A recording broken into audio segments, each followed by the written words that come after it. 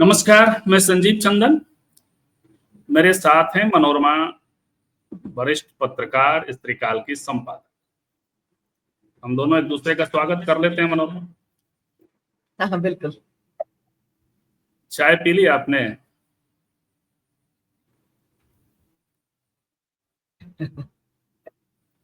आज से हम लोग एक नया शो शुरू कर रहे हैं, टी टाइम राउंड अप। आपने थोड़ा पहले का वक्त रखा है, मेरा टी टाइम थोड़ा लेट होता है, 5 से 6 के बीच। तो 5 से 6 के बीच यदि दर्शकों का भी यदि और हमारे आउटसाइड पैनलिस्टों का भी होगा कि 5 से 6 के बीच, तो वो टाइम सुधरवा देंगे हम लोगों का। लेकिन खैर फिलहाल 4 बजे लोग आमतौर पे जो एक छोटी सी दोपहर की नींद लेते हैं, उसके बाद उठने के बाद एक चाय बनती है। लेकिन मनोरमा का टी टाइम सबका टी टाइम नहीं हो सकता। नहीं हो तो सकता, ये बात है। कभी मेरा कब हो सकता है, कभी कभी ये लंच टाइम ही हो। इसलिए मुझसे कभी मेरे तो आपका लंच टाइम होता है। लेकिन आज देखिए, प्रशांत किशोर की पार्टी में एक आमद होने की बात है। मतलब एक ऐसा लग रहा है कि कोई आने वाला है, और वो आने वाले हैं सिवान से। मनोरमा, सिवान से तो आपका नाता रिश्ता रहा है ना? जी, मेरा गृह जिला है वो। ओम मेरा प्रकाश यादव। जी। ओम प्रकाश यादव 2009 में हिना साहब को हराया था उन्होंने, शहाबुद्दीन की वाइफ। जी। और तब काफी चर्चा में आए थे, निर्दलीय हराया था। इसके पहले कांग्रेस में थे, जदयू में भी रहे, और जदयू ने जब उन्हें टिकट नहीं दिया तो निर्दलीय चुनाव लड़ गए थे।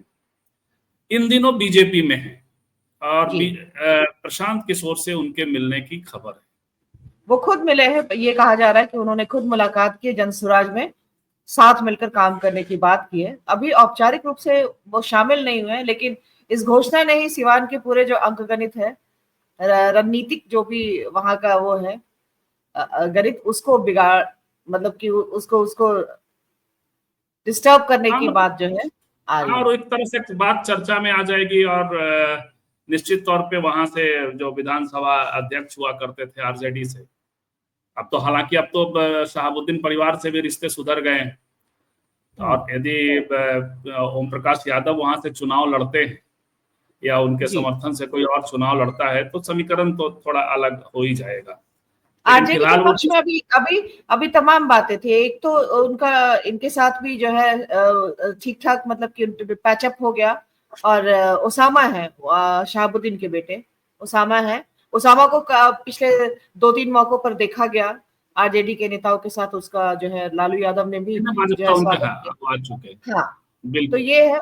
उसके एक अलावा एक जो एक एक प्रसंग और है वहां से, वो है कि चिराग पासवान की पार्टी को ज्वाइन किया है शहाबुद्दीन के बहुत ही करीबी नेताओं ने। तो चिराग और प्रशांत किशोर साथ आएंगे तो फिर या क्या सब सीन बनेगा। लेकिन कुल मिलाकर के आज की तो खबर यही है कि ओम प्रकाश यादव की संभावनाएं बढ़ रही है। वो मिले वो प्रशांत किशोर से, और उनका जी, वो उनके किस कदर साथ। असर डाले, क्योंकि इसमें एक और भी फैक्टर है ना, वो ये है कि सिवान का इलाका जो है वो लेफ्ट का भी जो है वो कार्डर, बहुत स्ट्रांग कार्डर है वहां पर सिवान में। तो वो एक बिल्कुल उनका भी बहुत मजबूत, अगर मतलब वो वोट मिलते हैं आरजेडी, कांग्रेस और लेफ्ट, तीनों अगर एक उसमें है, तो फिर बहुत मुकाबला तगड़ा है उनका।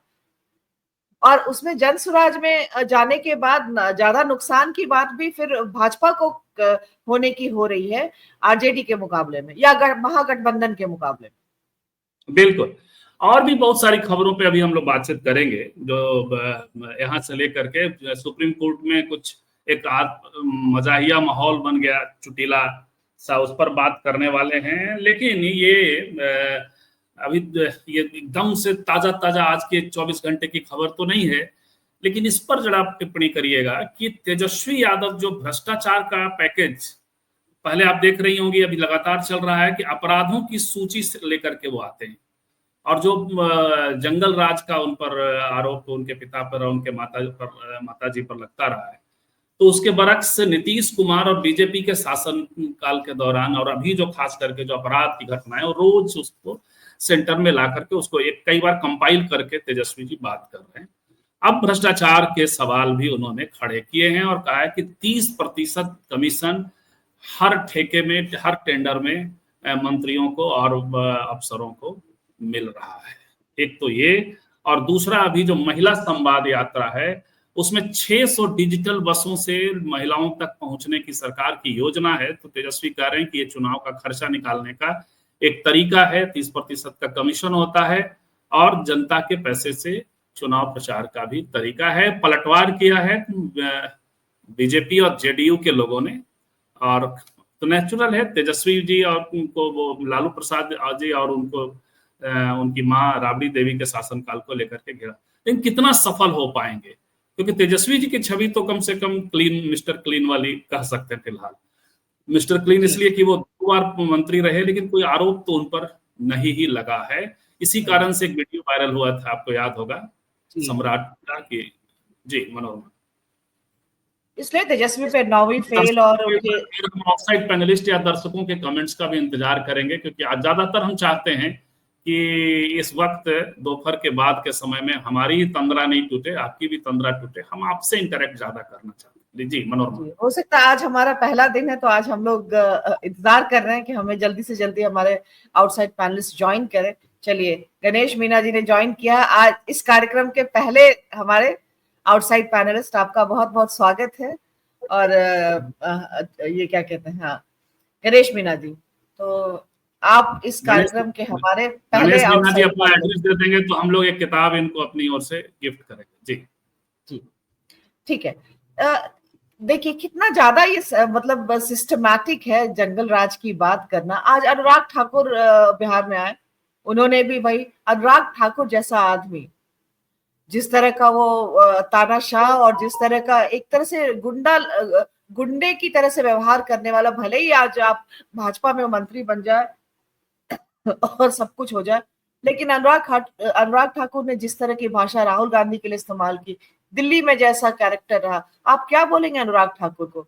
और वो आदमी जंगल राज की बात कर रहा है बिहार में आकर के। मतलब है कि बीजेपी का ए से लेकर जेड तक का नेता, चाहे वो बड़ा बड़ा तुर्रम खां हो या एकदम चिंटू मिंटू हो, सबको रटाया गया है कि बिहार में जाकर जंगल राज की बात करना, ये उसके तहत है।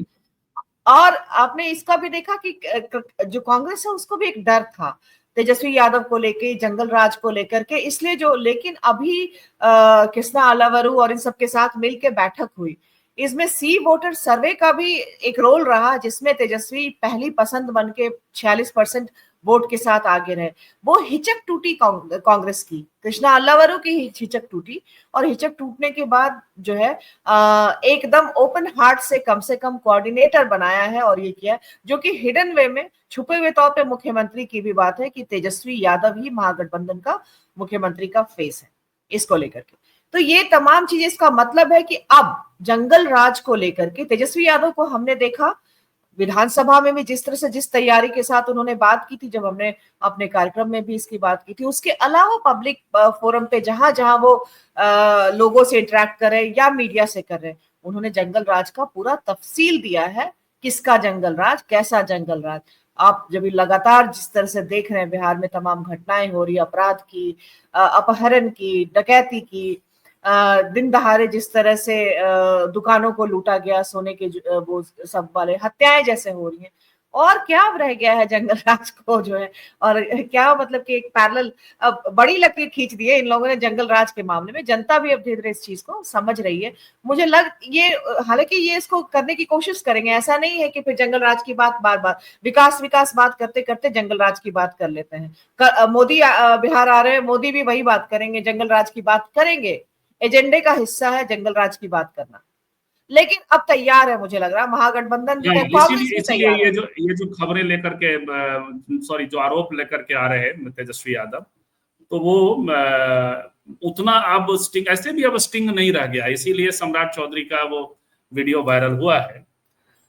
देखिए, अब आ गए हैं राज प्रभाकर, आ गए हैं, ड्राइंग मेमोयर आ गए हैं। वो ये कह रहे हैं कि अनुराग, यदि if life makes you Anurag then be Kashyap not Thakur. और संजीव चंद LGBT कह रहे हैं कि दर्शक पूछे आप उत्तर दे वाला फॉर्मेट था, तो नहीं, ये कतई नहीं फॉर्मेट था। बात जब करेंगे, विषय देंगे, तभी तो कोई भी दर्शक या आउटसाइड पैनलिस्ट अपनी टिप्पणी करेंगे या अपने सवाल करेंगे। तो इसलिए वो फॉर्मेट कतई नहीं था। हम लोग ये हमने कोई घोषणा नहीं की थी। दूसरी बात है कि आप भी रोजाना बेसिस पर अखबार और खबरों पर नजर अपनी रखते होंगे, तो बिना तैयारी के भी जब खबरों की बात चलेगी तो आपकी एक ओपिनियन जरूर होगी। वो ओपिनियन आप शेयर कर सकते हैं किसी भी वक्त, किसी भी मोमेंट, है ना, जब मतलब हम लोग ऑन स्क्रीन है तो बिल्कुल। और ये जो है आपने जब कांग्रेस की बात की और इनकी बात की, अलाबरू साहब की बात की, तो आज बड़ा एक चर्चा में है बिहार की राजनीति में, वो है कि कल खरगे साहब आए थे बक्सर।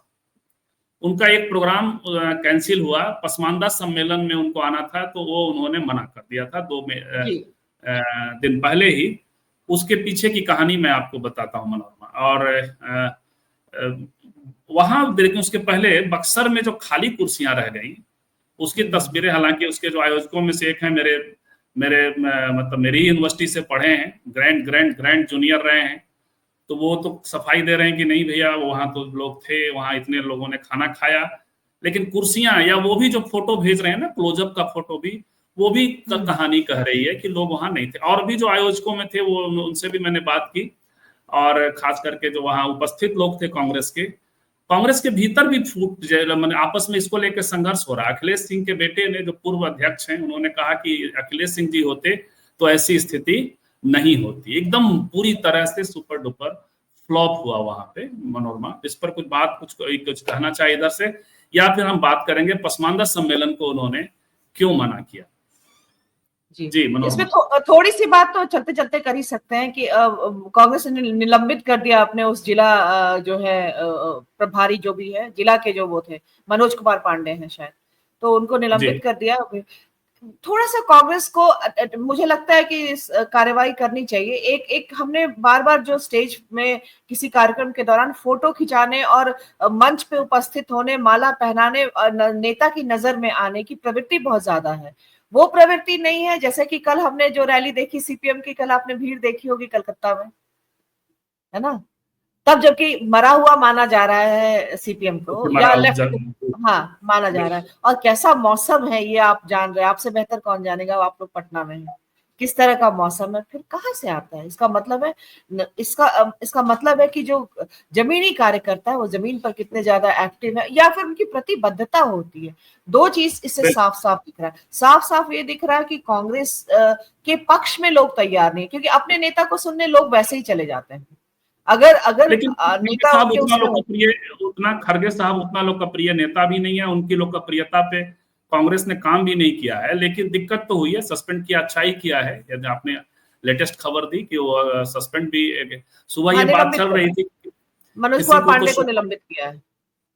लेकिन बात मनोज कुमार पांडे की नहीं है, 2 टर्म के विधायक हैं मुन्ना तिवारी, और एक बार और इसके पहले खरगे साहब को आना था। मुझे लगता है संजीव जी, मुझे एक और चीज लगता है, मुझे लगता है कि कांग्रेस को डरने की भी जरूरत है और वहां पे काम करने की जरूरत है। एक चीज ये कि मतलब यानी कि लोगों में ये दिखाता है कि लोग खुद से नहीं आते हैं, नहीं आ रहे हैं। एक चीज तो इसका मतलब है मैं ये कह रहा हूं कि आप पहुंचे नहीं है लोगों के बीच, अभी आप वहां पे पहुंचे नहीं है जो लोग खुद आते हैं। बिल्कुल। और 2 टर्म के विधायक हैं मुन्ना तिवारी, वो एक बार उन्होंने प्रोग्राम लिया, खड़गे साहब नहीं आए तो प्रोग्राम कैंसिल हुआ। फिर अभी खबर ये है कि वो जो जिला अध्यक्षों की मीटिंग में ओपनली उन्होंने कह करके खड़गे साहब से टाइम फिर से मांगा, और इतना मतलब प्रेशर दे करके बुलाया गया। खड़गे साहब ने भाषण बड़ा अच्छा दिया वहां। वैसा भाषण हम लोग चाहते हैं कि राहुल जी भी दें। मैंने वहां बिहार के लोगों से कांटेक्ट करने की, कनेक्ट करने की कोशिश की खड़गे साहब ने। उस भाषण में जो सबसे उल्लेखनीय आपको लगी उन बातों का यहाँ पर आप थोड़ा सा जिक्र भी कर दें, ताकि जिन लोगों ने नहीं सुना है वो जान ले कि क्यों आपको आप उसमें जो मुख्य बात यह है कि जहां भी आप जाते हैं वहां के लोगों से कनेक्ट होते हैं। तो सच्चिदानंद सिन्हा को याद किया उन्होंने, बिहार के लोगों को याद किया, गंगा किनारे आने को याद किया, बात की। तो जो भी उनका भाषण लेखक है, जो भी रिसर्चर है, और या वो खुद भी हैं, तो वो बड़ा अच्छा रहा। ये बात वो वाला टीम आरजेडी को भी, राहुल जी को भी दे देना चाहिए, ताकि वो कनेक्ट हो सके।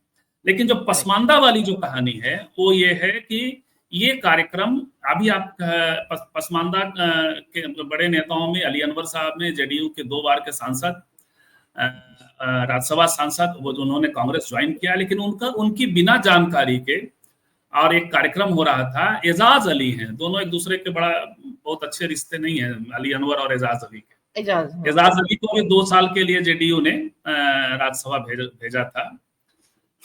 तो वो एजाज अली के रिश्ते बीजेपी वगैरह से भी ठीक ठाक बताए जाते रहे हमेशा। तो एजाज अली ने उनका कार्यक्रम लिया था खड़गे साहब का, वो सीधे दिल्ली से तय हुआ था, पटना ऑफिस को, बिहार के ऑफिस को पता नहीं था। तब जाकर के हुआ ये कि खड़गे साहब को सूचना गई कि आपके कार्यक्रम में आरिफ मोहम्मद खान साहब भी आ रहे हैं, गवर्नर साहब भी आ रहे हैं। और तो जाकर के जो है वो नेचुरल है कि क्या स्थिति होगी, तो इसलिए, और आजकल जो आपने देखा ये कि तलवारें किस तरह से खिंची हुई है, तो वो प्रोग्राम रद्द कर दिया गया। लेकिन उसमें भी ये भी सवालिया निशान कांग्रेस के पैटर्न पे छोड़ के चला गया कि आखिर आप बात आपस में क्यों नहीं करते हैं, और यदि अली अनवर आए थे तो उनकी राय आपने क्यों नहीं दी। मनोरमा, अब हम लोग बात करते हैं सुप्रीम कोर्ट में क्या हुआ। देखिए, टिप्पणियां कुछ ले लें इसके पहले। हाँ बिल्कुल, टिप्पणियां क्या, इसमें हम लोग कोशिश करते हैं कि जो भी सभी टिप्पणियों को ले, अगर मतलब उसमें बात इस कार्यक्रम को आगे बढ़ाने के लिए या इस तरह की जो है कार्यक्रम के फॉर्मेट से संबंधित टिप्पणियां वही लेंगे जो इस बात हमारी बातचीत को या खबरों से रिलेटेड, जिनके पास बिहार से या बिहार के बाहर से, बिहार से ज्यादातर खबरें हैं और उस पर कोई विश्लेषण है, तो उस पर उन टिप्पणियों को ज्यादातर लेंगे हम, जो बातचीत को आगे बढ़ाए। और उन पर भी जो लग रहा है हम लोगों ने मिस किया है, तो उस पर भी अगर आपको लग रहा है कि हमसे मिस हो रहा है, तो आप उसको हम यहाँ पर शेयर करिए। जैसे मुस्लिम वोट 90% वोट आरजेडी और कांग्रेस को मिल रहा है इस बार। ये मोहम्मद जमालुद्दीन कह रहे हैं। बिल्कुल, लेकिन नीतीश कुमार ये कह भी रहे हैं, वो सही भी कह रहे हैं, और नीतीश कुमार इस 10% के लिए भी बेचैन है। मनोज, कहा यह जा रहा है कि अपने मंत्रियों से मिल रहे हैं, क्योंकि 10% मायने रखता है। और दूसरा कि वो चाहते हैं कि मुसलमान जो वक्फ बोर्ड के समर्थन के कारण नाराज हैं, तो वो एकदम अग्रेसिव वोट ना कर दें, न्यूट्रलाइज करना चाहते हैं। तो ये तो है। लेकिन मुझे जमालुद्दीन साहब की बात सही लग रही है। मुसलमान जो है वो पूरी तरह से पोलराइज्ड होगा, और पोलराइज्ड होगा तो वो आरजेडी और कांग्रेस के पक्ष में ही उसके पोलराइज होने की पूरी संभावना है। बिल्कुल, हाँ। ये है जेडीयू को मुस्लिम वोट नोशनल नहीं मिलने वाला, वो नेशनल हो गया, गलती से, अब मेरे ख्याल से टाइपो एरर है, नहीं मिलने वाला है। या मुझे लगा कि नोशनल मिलने वाला, ये कहना चाह रहे हैं। नहीं, मुझे लग रहा है कि नहीं मिलने वाला है, ये टाइपो एरर लग रहा है, नेशनल। सफदर भी कह रहे हैं कि नीतीश के साथ नहीं जाएंगे मुस्लिम। बिल्कुल। मोहम्मद सलीम कह रहे हैं कि मिल्लत बचाओ मुल्क बचाओ सम्मेलन रहा, इसमें अर्जाल और पसमानदा की जगह ही नहीं। मिल्लत बचाओ मुल्क बचाओ सम्मेलन रहा। बिल्कुल जी, ये क्या एजाज साहब वाला सम्मेलन था क्या? तो ये है। अब देखिए, हम लोग सुप्रीम कोर्ट वाली बात करें उसके पहले, साहब आ रहे हैं बिहार, पीएम नरेंद्र मोदी जी आ रहे हैं, और मधुबनी आ रहे हैं। तो रिश्ते तो जैसे खड़गे साहब ने रिश्ता मुझे अच्छा लगा, लेकिन क्योंकि झूठ नहीं बोला उन्होंने कुछ भी, खड़गे साहब ने। ये मोदी जी आएंगे तो हर तरह से रिश्ता बनाने की कोशिश करते हैं, लेकिन मैं एक खेल देख रहा हूं। एक बात देखिए, कोई भी पहले प्रशंसा कर लीजिए, उसके बाद इनकी आलोचना वाली खबर आपको देता हूं।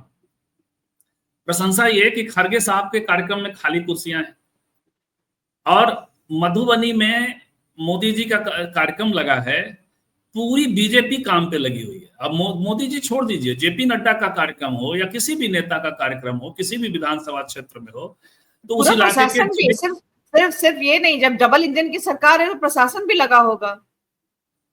हाँ, वो तो उसको छोड़ देते हैं, पहले मैं पार्टी की बात कर रहा हूँ।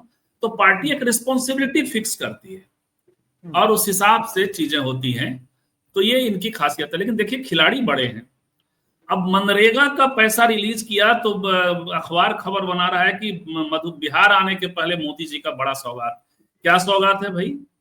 मनरेगा का पैसा रिलीज किया। एक तो मनरेगा को इन लोगों ने गालियां दे रखी है, मनोरमा भरी संसद में कहा है कि कांग्रेस का सबसे बड़ा, मैं तो मनरेगा कभी बंद नहीं करूंगा, ये कांग्रेस का सबसे बड़ा फेलियर है। जबकि मनरेगा मोदी जी की सबसे बड़ी मदद। ढोल वाली टिप्पणी याद है, मैं उसका ढोल पीटूंगा, इस तरह से संसद में कहा था उन्होंने। बिल्कुल बिल्कुल। और आप देखिए कि और वो मनरेगा का पैसा दे रहे हैं, तो ये हालांकि कुछ ट्रेनों की घोषणा करने वाले हैं, जिसमें मधुबनी से ये तो इस साल की शुरुआत में जब वो भागलपुर गए थे तभी भी तो उन्होंने किसान फंड का पैसा रिलीज किया था, जो कि मतलब हर जगह पूरे देश में होगा रिलीज, लेकिन वो भी उसको इसकी बिहार में किसानों को मिला इतने करोड़ का सौगात तो था नहीं, वो तो पैसा ही रिलीज किया था ना उन्होंने, कोई अलग से तो था नहीं। उन्होंने एक जो पावर प्लांट का भी किया, पीरपैंती का शायद किया था, उसमें वो भी पहले का हिस्सा था और बकाया था जो उन्होंने किया था। कोई विशेष आर्थिक पैकेज या कोई नया ऐसा कुछ उन्होंने नहीं दिया था उस दिन भी, लेकिन मीडिया में बजा इसी तरह से था कि मोदी ने सौगात दिया है। जी देखिए, कुछ टिप्पणियां आ गई हैं, उस पर बात करते हैं, फिर सुप्रीम कोर्ट में चलेंगे। देखिए, वो ट्रेनें जो खोलने ये है बिहार के लिए कई ट्रेनों की सौगात देने वाले हैं, उसमें वो सहरसा से मुंबई लोकमान्य तिलक टर्मिनस। अब ये देखिए, पलायन रोको, और सहरसा की तरफ से बहुत पलायन होता है। हाँ। नौकरी तो हाँ, तो ये ट्रेन जो है मजदूरों के लिए, और इसके अलावा मधुबनी से भी ये ट्रेन, इनमें Pipra Saharsa passenger, Bithan Samastipur passenger, Alauli Saharsa passenger आदि भी 3 अन्य ट्रेनें मिलने वाली हैं। फिर है नमो भारत रैपिड रेल, वंदे मेट्रो के नाम से जान से, पटना से मधुबनी के लिए चलेंगी। ये सब ट्रेनें भी वो देने वाले हैं, वो आ रहे हैं। तो लेकिन जो रूटीन का काम होता है उसको भी मेरे को ऐसे ख्याल आया संजीव जी, ख्याल आया, ट्रेन तो चला रहे हैं मुंबई के लिए, लेकिन उधर मुंबई में दोनों मिल भी रहे हैं। मतलब खबर ये भी आ रही है ना कि मनसे उसके साथ उद्धव ठाकरे के साथ मिलने जा रहे हैं, दोनों चचेरे भाइयों में। तो आप समझ रहे हैं मनसे किसके लिए बदनाम है। पहले जब शिवसेना के साथ था तो ऐसे एंटी बिहार सेंटिमेंट्स कितना हाई पर होता था, और इन दिनों महाराष्ट्र वैसे भी सुलगा हुआ है नॉर्थ और जो है बाहरी के मसले पर, भाषा के मसले पर। तो हालांकि भाइयों को साथ आ ही जाना चाहिए, नहीं तो राज ठाकरे को तो कुछ मिलने वाला नहीं। और जिस तरह से शिवसेना कमजोर हुई है, लग रहा था कि सहानुभूति, लेकिन वो सहानुभूति बनाए नहीं रख सके। और शिंदे जमीन लेकिन छवि का इन दिनों में फर्क आ गया ना। उद्धव ठाकरे ने शिवसेना को उस छवि से निकाला जो उद्धव ठाकरे ग्रुप है, और अपने जो अस्तित्व के क्राइसिस के लिए मन से जो है बार बार एग्रेसिव होकर के वो वाली जो एकदम गुंडागर्दी वाली शिवसेना थी उसका राह पकड़ते हैं। तो ये एक बड़ी चीज है।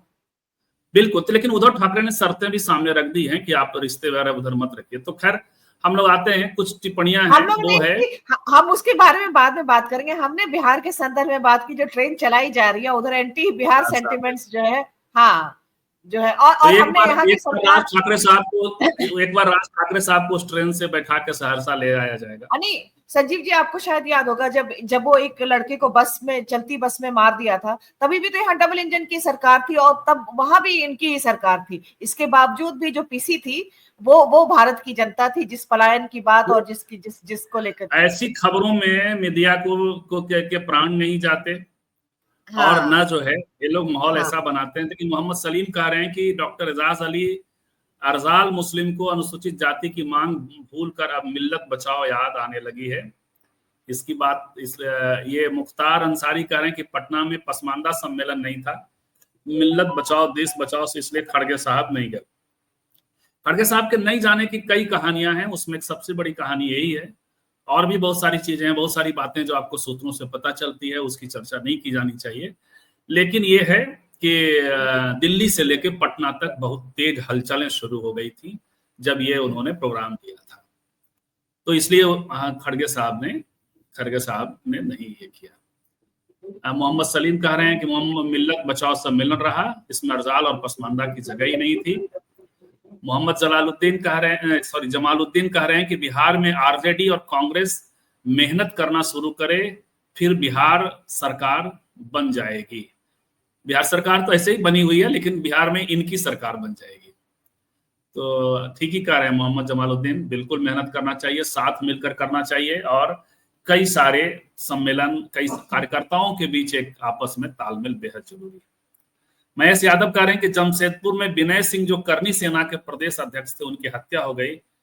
यार ये तो अभी आज हम लोगों को जानकारी अभी नहीं है महेश जी। आप भी गूगल करेंगे, हम भी गूगल करेंगे। विनय सिंह थे, यदि यदि अभी हम लोगों के साथी विवेक जी होते या विनय ठाकुर होते तो शायद कुछ, लेकिन इस बीच में यदि आप सूचना गैदर कर सके मनोरमा, तो देखिए राज प्रभाकर कह रहे हैं कि जब तक दंगा है तब तक साहब, नफरत दंगा है तब तक साहब चंगा है। उसके लिए दुबे जी का आप देख ही रहे हैं प्रभाकर साहब क्या सब चल रहा है। हम लोग अभी बात करेंगे, आज सुप्रीम कोर्ट में बड़ा मजाहिया माहौल था। अभी जो आने वाले मनोरमा आज जो विवेक का जो चैनल है लाइव दैनिक रांची, उसने जरूर कवर किया होगा, तो हमें खबर होती तो हम जरूर विवेक को लूप पे लिए, हम लोगों ने लिया होता इसमें। बिल्कुल कोई होगी खबर और उसको आप देख सकते हैं। लेकिन देखिए प्रियंका गांधी और सचिन पायलट और इमरान प्रताप शाह सभी बड़े नेता बिहार में आने वाले हैं।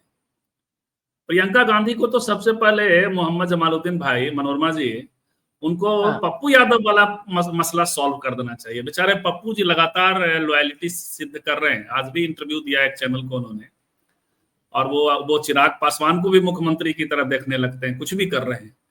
लेकिन प्रियंका जी के वो बहुत प्रिय हैं, लेकिन प्रियंका जी ने एकदम से लगता है मौन साध लिया है। क्या हो गया है? Pappu question should be solve, ये सबसे ज्यादा जरूरी है। जमालुद्दीन साहब सफदर कह रहे हैं एमआईएम ने 5 सीट जीती है, तब नीतीश बड़े नाराज हुए थे, बोले थे काम करने पर भी वोट नहीं दिया, और फिर सब सारे एमआईएम के एआईएमआईएम के विधायकों को अपने साथ मिला लिया था, एक को छोड़कर। पहले डॉक्टर एजाज अली, इस पर हम लोगों ने बात कर ली थी। बोधगया से यूरेशिया, ये तो है, ठीक है। अगर मोहम्मद सलीम कह रहे हैं कि अगर राजद कांग्रेस मुस्लिम समाज में सामाजिक न्याय नहीं करेगा तो अर्जाल और पसमानदा वोट करने से सोचेगा। सोचेगा जरूर। ये महत्वपूर्ण बात है, ये महत्वपूर्ण बात है। और मेरे ख्याल से जैसे जैसे पिछली गलतियों को एड्रेस करने की कोशिश की जा रही है, जैसे हमने देखा कि एक साथ मिलकर बैठकर बात करने की जो बात थी वो हुआ, अब जिला स्तर पर और पंचायत स्तर पर जो है वो लोगों को नियुक्त करना और उनको जिम्मेदारी देना, इस तरह की जो है, और उसमें भी जो संगठन के जो तमाम दल हैं उनके साथ मिलकर, तो मुझे लग रहा है कि ये जो रिप्रेजेंटेशन का सवाल है, ये भी जरूर पिछली गलती का एहसास उन्हें होगा, तो इसको भी एड्रेस करेंगे, क्योंकि हाँ, इससे इजाफा ही होगा उनकी ताकत में, बल्कि नहीं करेंगे तो मुश्किल हो सकती है। देखिए गठबंधन में 125 से 130 सीटें जीत रहा है, लेकिन गठबंधन को 140 से 150 सीटें जीतना होगा। चलिए ये आपके इनका एनालिसिस है। युवराज जी कह रहे हैं कि संजीव चन्ना, यादवों की समीक्षा तो रोज होती है, कुर्मी जात की समीक्षा कब होगी? अब कुछ लोग कहते हैं कि हम लोग यादवों के प्रेमी हैं, लालू प्रसाद हमारे, कई आउटसाइड पैनलिस्ट तो हम कहते ही हैं कि लालू प्रसाद हमारे प्रिय नेता हैं। हम भी, मेरे प्रिय नेता तो हैं, कहते क्या हैं। तो वैसे क्या ऊपरी तौर पर तो ये है कि कुर्मी जो है इंटैक्ट है नीतीश कुमार के साथ। तो देखिए नीतीश कुमार के साथ भाजपा क्या करती है ना। जहां नीतीश कुमार जाएंगे,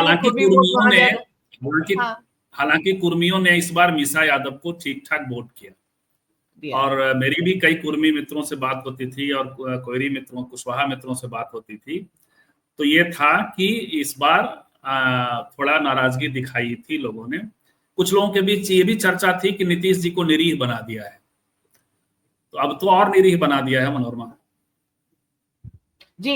जैसे कि निशांत कुमार ने जो बयान दिया अमित अंकल, तो ये भी उसी तरह का बयान है कि 2% जो कुर्मी वोट है इंटैक्ट रहे अमित अंकल के बहाने, मेहरबानी से, ये भी है। तो ये तमाम तरह की चीजें हैं इसमें, देखते हैं कि अब, लेकिन ये तो जरूर है कि सारे कुर्मी जो है, जो 2% का वोट है, वो पूरा का पूरा सिर्फ कास्ट एंगल पे ही वोट करता होगा, वो ऐसा भी नहीं होगा। तो वैसा वोट जो है वो छिटकेगा। ऐसे कमजोर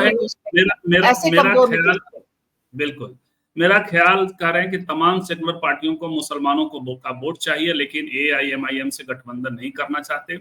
क्या तमाम सेकुलर पार्टियों को सिर्फ मुसलमानों का वोट चाहिए, मुस्लिम नेता नहीं चाहिए? मेरा भी तो लगभग ये ख्याल है, आप ही की तरह मेरा ख्याल, कि ये पता नहीं क्यों और इस तरह से टारगेट करके उनको ये बाहर होते हैं वो। मैं इसमें थोड़ा सा जोड़ूंगी संजीव जी, जब तक कि भाजपा को लेकर के डर है और इसके उसमें एक सावधानी पूर्वक चलने वाली बात में एमआईएम एआईएम के साथ जो है मतलब हो सकता है कि पार्टी के पीछे भाजपा वाले भी बात करते हैं और बाकी ये लोग भी बात करते हो, लेकिन एक जो इनका एक स्ट्रांग वो रहा है ना, मुस्लिम लीग से जोड़ देने का, अलगाववाद से जोड़ देने का, इस तरह से जो रहा है ना, उसकी वजह से वो एक संदेश नहीं देना चाहते बड़े स्तर पर जनता को कि हमने उनके साथ, तब जबकि बिल्कुल ये इसके उलट है। हम मतलब इसको वैसा ना माना जाए, हम बिल्कुल एक मतलब पॉलिटिकल पार्टी मानते हैं हम उसे, थोड़ा भी, बल्कि आरएसएस और गठबंधन करना चाहिए, मेरा तो मानना ये है। करना चाहिए। पप्पू जी मेहनती गप्पू जी हैं, तेजस्वी सिंड्रोम से ग्रसित हैं, लगता है कई बार आपके नहीं, हम यहाँ पे संजीव जी थोड़ा सा और कि जैसे आरएसएस के तर्ज पे हम लोग नहीं मानते हैं एमआईएम को, पॉलिटिकल पार्टी बिल्कुल मानते हैं, लेकिन यहाँ पर जो हिंदू इसमें जाता है एआईएम के बारे में, ओवैसी की पार्टी के बारे में, वो उसको वहां पर रखते हैं जो मुस्लिम लीग जैसा। लेकिन तमाम दूसरी पार्टियां जो परहेज करती हैं, यदि साथ आती हैं तो वो इस तरह का नैरेटिव डिफीट भी हो सकता है। चलिए 31 मिनट हो चुका है, हम और लोगों के कमेंट्स लें उसके पहले और उस पर बात करें। उसके पहले जरा सा सुप्रीम कोर्ट का जो नजारा था आज मनोरमा, तो वहां मेरे बड़े प्रिय हैं गवई साहब, हालांकि उनपे लोया केस को लेकर के विवाद में रहे, लेकिन जस्टिस गवई दूसरे दलित चीफ जस्टिस होने वाले हैं कुछ ही दिनों में, 6-7 महीने होने वाले हैं।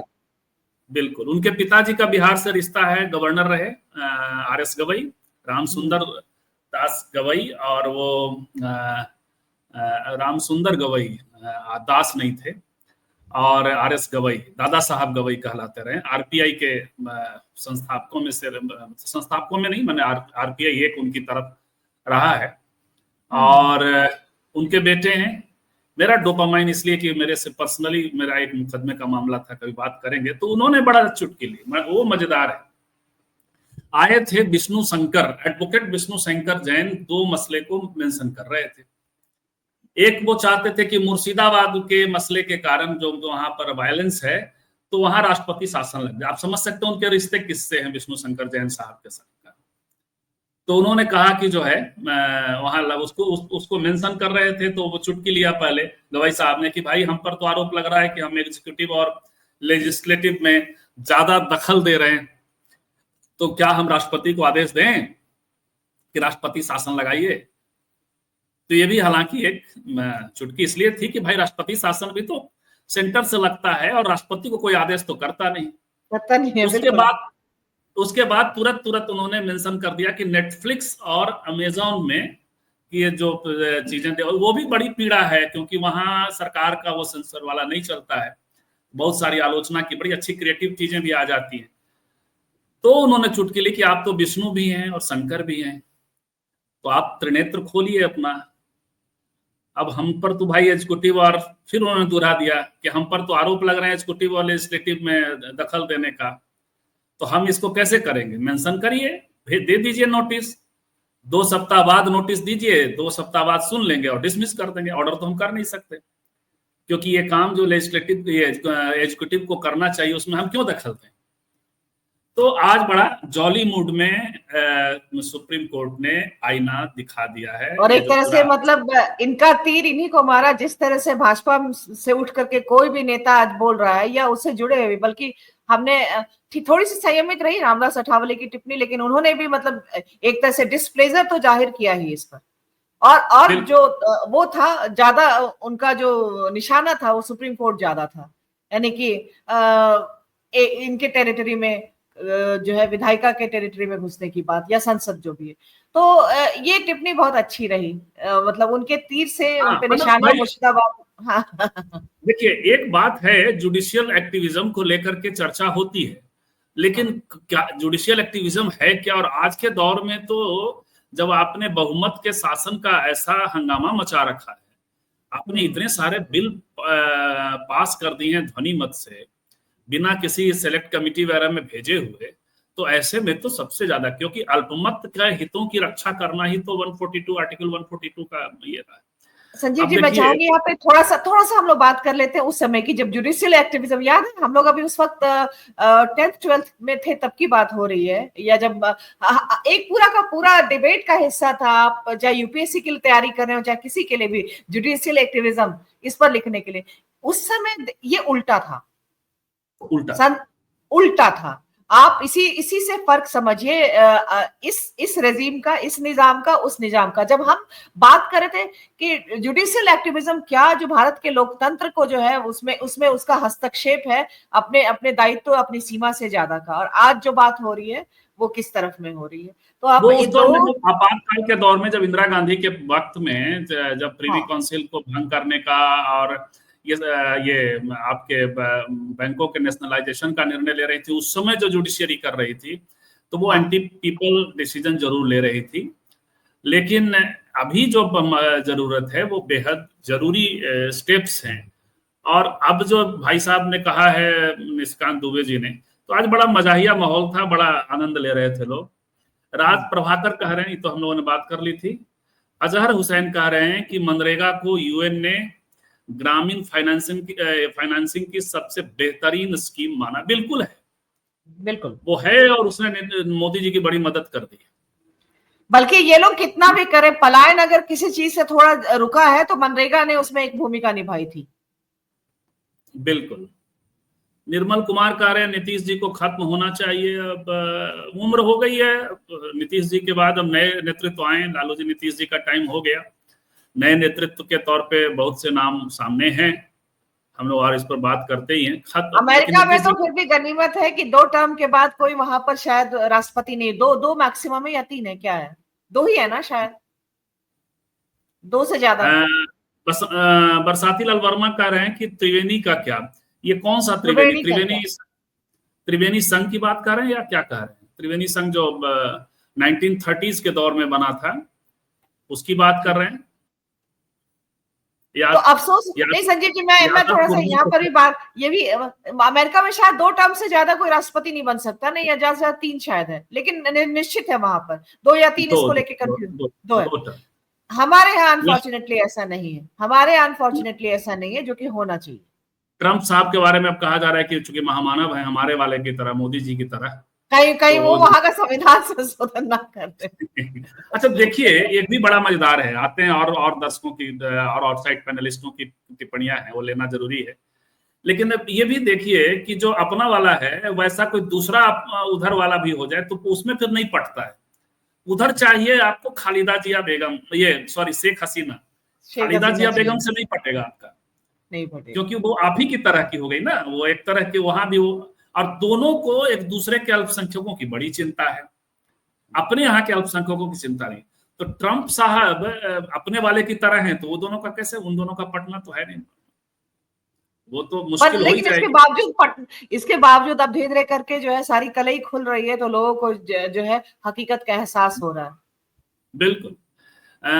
ड्राइंग मेमोयर कर रहे हैं ललटेनिया चैनल, हाँ होता है, अभी तो ललटेनिया चैनल कह सकते हैं इसलिए कि हम लोग लालटेन जगाने की कोशिश कर रहे हैं। लालटेन मतलब थोड़ी रोशनी, और इसलिए भी कि पॉलिटिकली कब किस वक्त किन राज्यों में, तो एक एक निश्चित तौर पे हमने घोषणा कर रखी है कि हम पक्षपात नहीं करते, फिर भी निष्पक्ष नहीं। हमारे लोकप्रिय नेता आदरणीय लालू प्रसाद यादव जी हैं, लेकिन उन्होंने मुस्लिम में सामाजिक न्याय नहीं, बिल्कुल सही कह रहे हैं आप। ये पसमानदा मोहम्मद इशू से, सलीम ये बार बार लिखते हैं यहाँ पर, ठीक है। और बिल्कुल। बतौर काशीराम कुर्मी आलू हर तरकारी में चल जाता है। अच्छा, ये मुझे नहीं पता है काशीराम जी ने कभी ऐसा कहा होगा, लेकिन यदि चल जाता है और तरकारी यदि इधर चला है, इस आलू इधर आ जाए तो इस बार स्वाद बढ़ जाएगा। तो सब लोग उस तरकारी आलू को बनाए रखने की कोशिश में हैं। आलू के पटना टेस्ट में में फर्क मिश्र को आता वोट दिया है, है आलू के कुर्मी टेस्ट समाज में ने। फर्क आता है, पुराना आलू नया आलू दोनों के टेस्ट में बहुत फर्क आता है। जी महेश जी, ये बात हमने कहा कि पटना में कुर्मी, हमारे भी अपने मित्रों से और लोगों से बात की थी, तो जो बातचीत थी वो था, आंकड़े बताते हैं कि सबसे ज्यादा वोट यादवों का बंटता है। अच्छा और संजीव जी, आलू से मुझे याद आया एक, बस वैसे मजेदार बात कह रही हूँ कि जो टेस्ट के साथ राजनीति बदलती है, जैसे हम बिहार वाले नए आलू की तलाश में रहते हैं, और यही सब्जी मार्केट में जब हम जाते हैं स्टोर पे, बंगाली लोग पुराने आलू की तलाश में रहते हैं। हम दो लोग अगर आलू खरीदने जाएं एक साथ, और बंगाली और बिहारी एक साथ हो, तो बिहारी नया आलू मांगता है, बंगाली पुराना आलू मांगता है। हम लोग चलिए, 5 मिनट में जितनी जल्दी कुछ टिप्पणियों पर टिप्पणी कर सकते हैं, क्योंकि 40 मिनट हो चुका है। राज प्रभाकर कह रहे हैं कि आंकड़े बताते हैं कि सबसे ज्यादा वोट यादवों का बंटता है। हालांकि आंकड़ा बिहार में तो ऐसा नहीं कहता है। बिहार में है कि बिहार में ऐसा नहीं। हाँ, 70-80% वोट जो है वो एक तरफ जाता है और बाकी उधर 50-50 इसलिए हुआ था। इसलिए आरजेडी जो है, भले सरकार नहीं बनी, लेकिन सबसे बड़ी पार्टी आरजेडी रही। उसमें 14% जो बिल्कुल, इंटैक्ट यादव वोट रहे आरजेडी के पक्ष में, इसका बहुत बड़ा योगदान है। हाँ, ये तेजस्वी ये यादव के जरूर हुआ साथ। कि यूपी की तरह, हाँ, मनोरमा, यूपी की तरह ब्राह्मण, राजपूत और भूमिहार वोट जो है एक तरफा बीजेपी की ओर नहीं जाता है बिहार में, ये बिहार, जरूर है। ये जरूर। इसका उलट ये कथा है उसमें, हम्म, पूरी तरह आरजेडी को नहीं जाता, लेकिन अलग अलग पॉकेट में बंट जाता है। 55-60% तक मैक्सिमम तीनों जातियों का अलग अलग बीजेपी को जाता है। क्या जमीन पर कुर्मी और यादव में तनातनी है? क्या कुर्मी सनातनी का समर्थन कर रहे हैं? बरसाती लाल वर्मा पूछ रहे हैं। बहुत सही सवाल आप उन्होंने पूछा, उन्होंने आपस में पूछा है। हमें भी लगता है कि उस तरह से तो सनातनी का नहीं ही कर रहे हैं। 1990 के बाद बीजेपी आरएसएस यादवों का खुलकर विरोध करती है, समाज में छूत बनाना चाहती है। ऐसा ओबीसी की बड़ी जाति कुर्मी के खिलाफ क्यों नहीं करते? हाँ, योगराज है। यादव और कह रहे हैं, योगराज यादव कह रहे हैं। बिल्कुल, बल्कि अब ये पुष्ट अपुष्ट है, लेकिन एक व्यक्ति का कोट है, एक बड़े नेता हैं, रहे हैं, तो उन्होंने कभी कहा था कि उनसे गोविंदाचार्य जी ने ये बात कही थी जो योगराज यादव कह रहे हैं, कि हमारे साथ दो जातियां एक साथ आ जाएं, यादव और चमार, तो हम फिर तो उत्तर भारत को हिंदूमय कर देंगे। तो योगराज जी, आप सही, आपकी सूचना के साथ मैं अपनी सूचना एक ऐड कर रहा हूँ, क्योंकि हर एक स्टेट में इनका इनका जो परसेंट है 10 से ऊपर है ना, 10 से 20 के अंदर में है। ओवैसी 14, साहब 15, बुनियादी 12। सवालों को उजागर न करते, बल्कि जज्बाती बातों को बात करते हैं। अर्जाल और पसमानदा की जगह नहीं है। ओवैसी जी पसमानदा की बात नहीं करते हैं, नहीं ये करते, बिल्कुल नहीं करते, हमने तो नहीं सुना है। है। हाँ, ये इनका दिखा देते हैं सिर्फ, बात तो खैर ये है। मोहम्मद आपस में बात कर रहे हैं। भावी चीफ जस्टिस कहीं अधिकांश दलित नेताओं की राह पर न चल पड़े हैं। 5-6 महीना का राज प्रभाकर जी समय है उनके पास। क्रिमिनल मैटर पे बड़े जबरदस्त मतलब एंटी स्टेट हमने उनको, वो चर्चित ही इसीलिए थे। हमारा मुकदमा जब उनकी तरफ गया था, मनोरमा, नागपुर हाईकोर्ट बेंच में थे, तो हमारे वकील ने कहा कि वो स्टेट पे बरसते हैं। वहां माहौल ऐसा था, स्टेट को लेकर के वो काफी ये रहते हैं, कटघरे में खड़ा करते हैं। हालांकि जब लोया कांड आया तो मैं भी थोड़ा निराश हुआ, क्योंकि उनकी बड़ी बदनामी उसमें हुई थी और उनकी गवाही ली गई थी।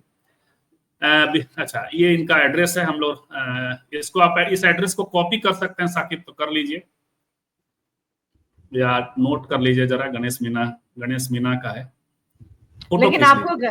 हाँ, आपको गणेश जी अपना एड्रेस जो है सार्वजनिक नहीं डालना चाहिए, ये आपकी सुरक्षा से भी जुड़ा हुआ मसला है।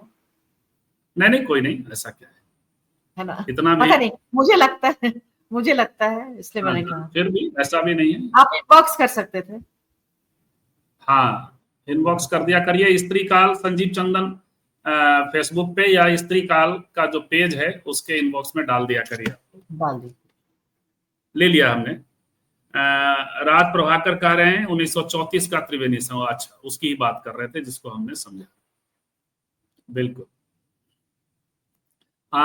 बहुत जल्दी त्रिवेणी संघ बिखर गया था और थोड़ा कांग्रेस के फोल्ड में लोग चलते चले गए थे। कोविड के समय भी मनरेगा से मदद मिली थी, बिल्कुल मिली थी। और और उसके बाद उसको रिवाइव करना पड़ा था जब उन्होंने ढोल पीटने वाला बयान संसद में दे दिया था। तो वर्तमान अपने हालत आप, में हाँ, अपने आप मनरेगा ने जवाब दे दिया था मोदी को, जो उनके जो बड़े बड़े बोल थे उसको।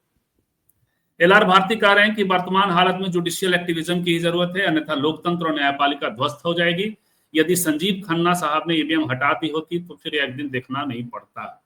ईवीएम तो वो नहीं हटा पाएंगे लाल भारती साहब, लेकिन ये जरूर है कि ये आप जो कह रहे हैं जुडिशियल एक्टिविज्म बेहद जरूरी है, वो बेहद जरूरी है। अभी क्या ऐसा लगता है, क्योंकि जिस तरह से इन लोगों ने आतंक मचा रखा है, धमकी दे रहे हैं भाई मनोरमा, ये तो धमकी है।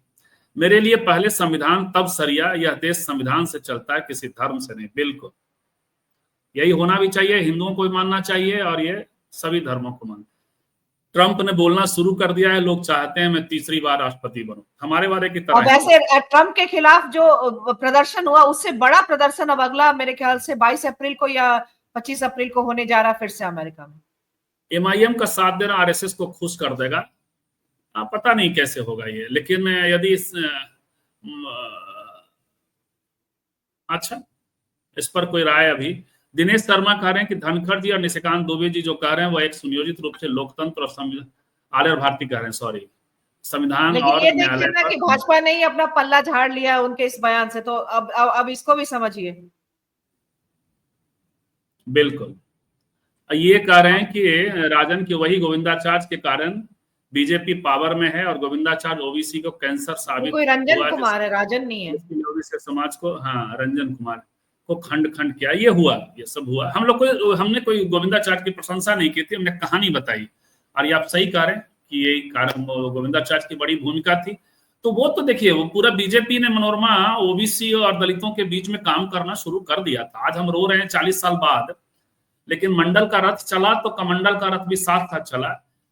कांग्रेस थोड़ा लेट से आई है और अपने राष्ट्रीय अध्यक्ष, 40 मिनट हो चुका, अपने राष्ट्रीय अध्यक्ष की प्रतिष्ठा को उन्हें कायदे से सुनिश्चित करना चाहिए। बक्सर में जो हुआ वह नहीं होना चाह रहा था। और तैयार अभी जैसे हम अभी बिहार में बात कर रहे थे, तो खड़गे जी की जो सभा में भीड़ नहीं जुटी, उसने एक ये भी संदेश दिया कि कैडर तैयार नहीं हुआ है। तो कैडर तैयार नहीं हुआ है, कैडर तैयार नहीं हुआ है, पार्टी में गुटबंदी है, खड़गे साहब को सीरियसली नहीं लिया गया और बहुत सारी बातें ऐसी हैं जो, और आप चलिए कुछ तो किया। 10-20 देखिए, 1-2 लाख की भीड़ जुटाई जाती, 10-20 हजार जो उस एक शहर की बात है, बक्सर में हो रहा था, 10-20 हजार की भीड़ अपने उससे जुट जाती है, जिनको रुचि होती है, इंटरेस्ट होता है और उनके वैचारिक रूप से संचालित होते हैं, उनसे थोड़ा सा या प्रभावित हुए होते हैं। तो कहने का मतलब वो असर भी नहीं है जिसकी वजह से 10-20 हजार लोग वैसे भी जुट जाते हैं बगैर किसी के बुलाए। बहुत बुरा हाल था। हालांकि मैं कह ही रहा हूं कि आयोजकों में से एक जो है मेरे छोटे भाई जैसे हैं और मेरे जूनियर रहे हमारे यूनिवर्सिटी में, तो मैं प्यार भी करता हूं उन्हें, वो सफाई भी दे रहे हैं, लेकिन उन सारी चीजों से मैं मुतमईन नहीं हूं, क्योंकि वो भी जो तस्वीर पेश कर रहे हैं वो तस्वीर कुछ कथा कर रही है। कल फिर मिलेंगे 4 बजे इस तरह से। यदि इतना रिस्पॉन्सिव आप लोगों ने, सारे लोगों ने जो सवाल किए, सारे लोगों ने जो बातें ऐड की, अंत में विनोद जी आ गए हैं जाते जाते। आरएसएस बीजेपी क्या यही तरीका है कि एक कॉन्स्टिट्यूशन को गाली देगा, दूसरा डिस्टेंस बनाएगा? हालांकि अब इतना डिस्टेंस बनाना विनोद जी अब संभव नहीं होगा, एजी को स्टैंड तो लेना पड़ेगा। लेकिन खैर चलिए, अब समय हो गया है, तो आप चूंकि लेट आए थे, आप सब लेके हमारे पहले ही इस शो में 4 बजे काफी रिस्पॉन्सिव आप सब रहे, आपने काफी अच्छा रिस्पॉन्स दिया, काफी सारी बातें कही। हम कुछ खबरों को हम चाहते हैं कि कुछ खबरें आप लोग भी बिहार सेंट्रिक, 60-70% बिहार सेंट्रिक, अभी चुनाव तक हम रहना चाहते हैं, तो वहां की खबरें हो और बाकी नेशनल इंटरेस्ट की, जिसका बिहार पे भी इम्पैक्ट हो और देश पर भी इम्पैक्ट हो, आप भी हमें इस डिस्कशन में लाकर दे सकें, बात कर सकें, तो ज्यादा थोड़ा अलग जो दिख नहीं। आपका एक और चीज मैं भी जोड़ना चाहती हूँ कि पार्टिसिपेशन और आपकी टिप्पणियां हमें कुछ और नए, इसमें जो है कुछ नए पहलू इसमें ऐड करने की तरफ प्रेरित करेंगी। हो सकता है कि हम आप में से किसी को सुने, आपके साथ लिंक शेयर करें, कुछ इस तरह की चीजें भी हो सकता है हम करने के बारे में सोचे।